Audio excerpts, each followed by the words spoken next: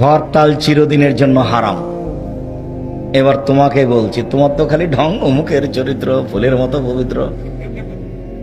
তোবা করো, তোবা করো। আর একজনের পিছে চলে জীবনটা ধ্বংস করো কেন? তিনি বলছেন এই লোকটা জান্নাতে চলে গেছে কেন? রাস্তায় একটা গাছ পড়েছিল, মানুষের অসুবিধা হচ্ছিল, কেটে সরিয়ে দিয়েছে এই জন্য।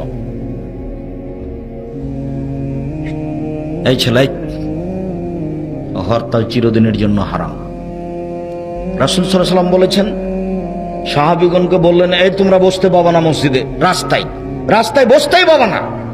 তখন সাহাবীগণ বলছেন, বসাই লাগবে, কথা বলার কোনো জায়গাই নাই। তখন বলছে, যদি বসো তাহলে রাস্তার হক দিয়ে দিতে হবে। রাস্তার আবার হক কি? চক্ষু নিচু করতে হবে, এটা হলো হক। রাস্তার আবার হক কি? কেউ সালাম দিলে উত্তর দিতে হবে।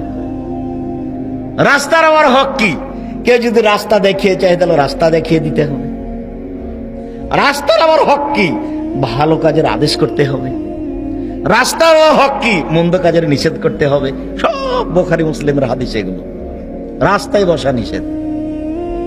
তারপর আল্লাহ রাসূল বলছেন, শোনো, যেখানে রাস্তা নিয়ে গন্ডগোল হবে সেটা হবে ডবল, বাড়িঘর ভেঙে দিও। রাস্তার সাথে কোনো আপোষ নাই। আমি কিন্তু হাদিসের অনুবাদের কথা বলছি, এগুলো রাসূল সাল্লাল্লাহু আলাইহি ওয়াসাল্লামের মুখের কথা।